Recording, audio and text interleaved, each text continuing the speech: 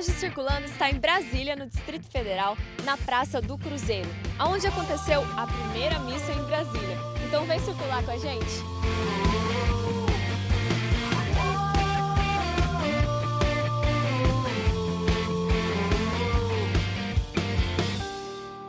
O presidente Kubitschek e Israel Pinheiro, presidente da Nova CAP, acompanhados de diretores e funcionários, receberam no aeroporto o cardeal Mota de São Paulo, convidado para celebrar a missa histórica.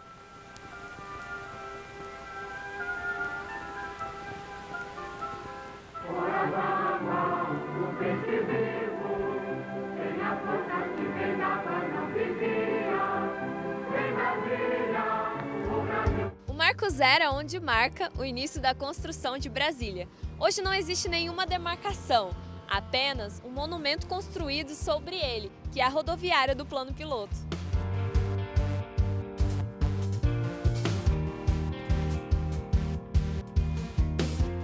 Considerando um marco na história brasileira, a inauguração de Brasília aconteceu no dia 21 de abril de 1960. É tão importante quanto a independência de 1822 ou a proclamação da República de 1889. Brasília foi erguida no meio do Cerrado, em menos de 4 anos, a partir de uma concepção modernista de urbanismo e arquitetura. Com a criação da capital, foi possível concentrar o poder político para longe dos principais centros urbanos. O projeto para a nova cidade foi escolhido através de um concurso público. O plano vencedor foi do arquiteto carioca Lúcio Costa, enquanto Oscar Niemeyer seria o responsável pelo projeto dos edifícios. Assim, surgiu uma cidade sobre formas inovadoras, diferente de tudo que já foi feito até então. Com isso, inaugurou-se uma série de estudos e trabalhos para viabilizar a implantação desse projeto. Após tudo resolvido, era hora de pôr a mão na massa, e assim começou a mobilização de trabalhadores materiais e recursos para erguer a cidade no deserto. Calcula-se que a obra tenha atraído cerca de 60 mil operários vindos de todos os lugares do Brasil. Esses trabalhadores ficaram conhecidos como candangos. Para abrigá-los, foram construídos barracões com estruturas mínimas de comodidade. Em 1957, o entorno de Brasília já contava com mais de 12 mil habitantes. O primeiro acampamento foi chamado de Cidade Livre, que hoje é conhecida como Núcleo Bandeirantes. Outro ponto bem conhecido aqui em Brasília é o Eixo Monumental. Essa longa avenida aqui que está localizada no centro do Plano Piloto.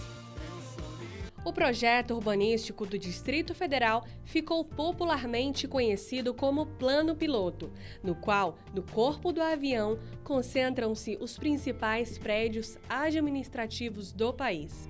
O Eixo Monumental, ou Eixão Monumental, é uma avenida que se localiza justamente no corpo do avião.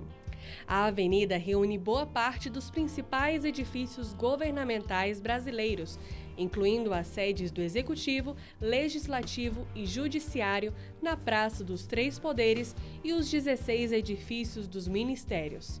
Também ficam na avenida diversos equipamentos culturais e esportivos, áreas de lazer e outros prédios institucionais. Seu largo canteiro central recebe feiras, espetáculos, competições, protestos, entre outros eventos. O eixo estende-se por 16 quilômetros, fazendo a ligação entre a rodoviária de Brasília e a Praça dos Três Poderes.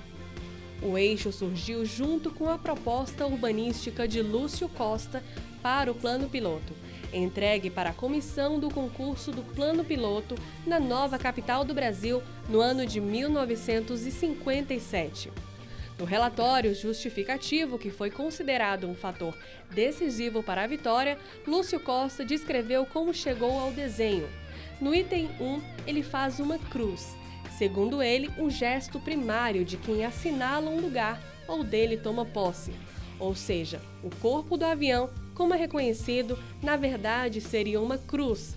Além disso, o nome Plano Piloto não foi criação dele, sendo um termo comum para planos gerais do urbanismo moderno. Ao lado de Oscar Niemeyer, na construção de Brasília, Lúcio Costa deu um passo significativo no desenvolvimento da arquitetura brasileira e abriu uma nova vereda para a concepção arquitetônica em todo o mundo.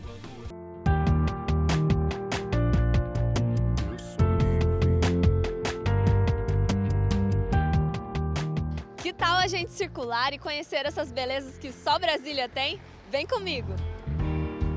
Vamos começar o passeio pela rodoviária do Plano Piloto. O terminal é o ponto central do projeto de Lúcio Costa e recebe milhares de pessoas do Distrito Federal e de cidades do entorno.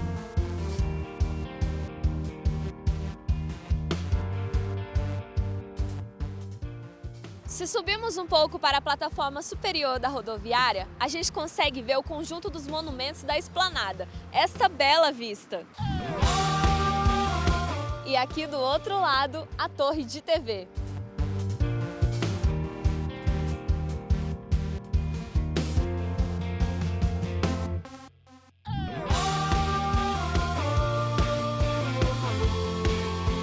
Partindo da rodoviária no sentido leste, nosso passeio começa pelo Teatro Nacional Cláudio Santoro. O teatro possui uma estrutura com forma de pirâmide irregular.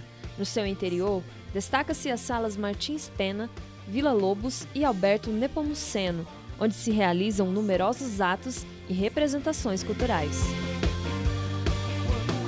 Do outro lado do teatro temos o Complexo da República, que é formado pelo Museu Nacional Onestino Guimarães e pela Biblioteca Nacional Leonel de Moura Brizola. O espaço insere Brasília no circuito internacional das artes. O espaço é utilizado para exposições itinerantes de artistas, palestras, mostras de filmes, seminários e eventos. Saindo do museu, partimos para a Catedral Metropolitana de Brasília. Seus famosos vitrais são assinados por grandes artistas.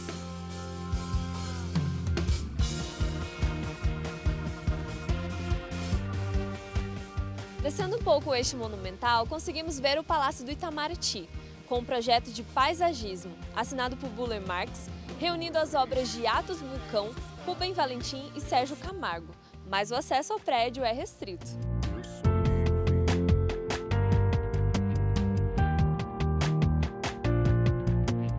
O Congresso Nacional, que Niemeyer certa vez afirmou a ser sua obra favorita, é um universo. Além dos dois blocos centrais e das duas cúpulas que abrigam os plenários da Câmara dos Deputados e do Senado Federal, há inúmeros prédios anexos.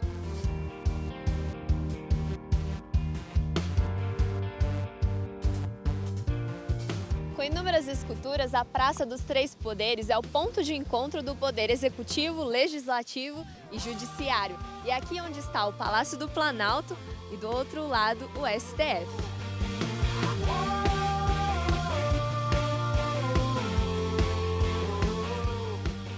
Já na parte oeste do eixo monumental, os destaques ficam por conta da torre de TV com a tradicional Feirinha do Artesanato, o Memorial JK, que reconta a história do presidente responsável pela construção de Brasília, o Memorial dos Povos Indígenas com acervo etnográfico doado por Darcy Ribeiro, Berta Ribeiro e Eduardo Galvão, a nova sede da Câmara Legislativa do DF, o Tribunal de Justiça do DF, o Palácio do Buriti, sede do Executivo Local e a base Catedral Rainha da Paz, construída com base na estrutura usada na missa feita pelo Papa João Paulo II em 1991.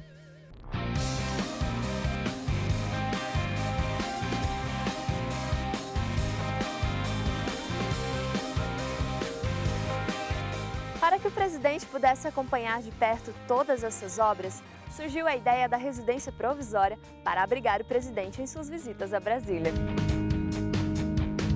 Projetado por Oscar Niemeyer, foi construído em novembro de 1956. É um prédio simples, feito de madeira e ficou conhecido como Palácio de Tábuas. Os amigos conseguiram um empréstimo e em apenas 10 dias construíram a casa. Em torno dela, funcionou um núcleo de apoio, com serviços de radiofonia e radiotelegrafia, e um campo de pouso. O nome Catetinho foi sugerido por Dilermando Reis, em alusão ao Palácio do Catete.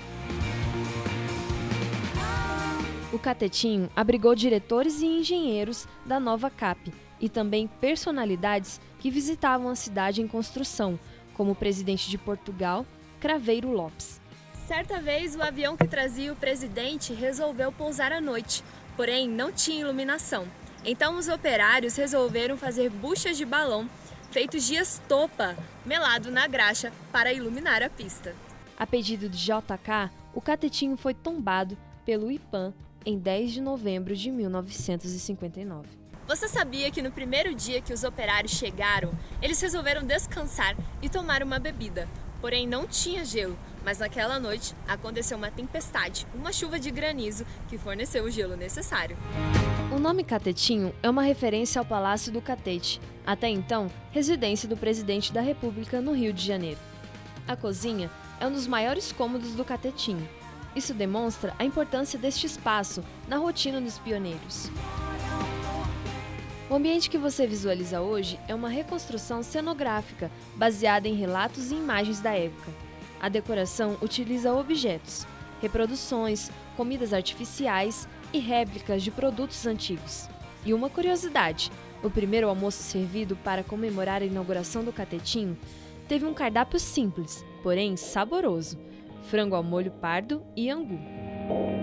Essa é a sala de despachos, primeiro escritório do presidente Juscelino Kubitschek no Planalto Central. Após a inauguração do Catetinho, essa sala testemunhou a assinatura dos atos referentes à construção de Brasília. Os móveis e objetos que estão hoje na sala são originais. Eles são da década de 50 e foram restaurados em 1997. O museu ocupa uma região de rica biodiversidade de flora e fauna e, exatamente por isso, tem a preservação do meio ambiente, uma de suas importantes missões.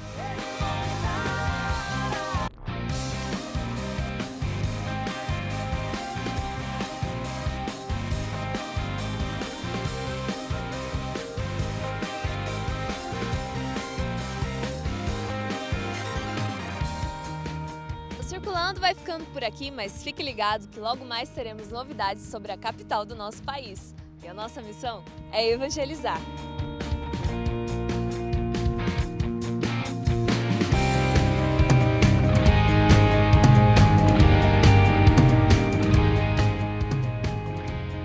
Hoje o Circulando está em Brasília, no Distrito Federal,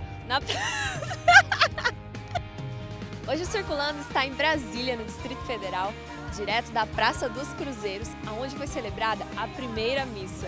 E eu, gente, que medo de cair, porque eu não tô conseguindo.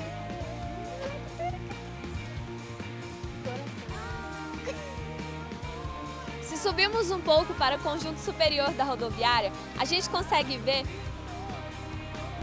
Este local onde eu estou é a pista de pouso que era utilizada na época.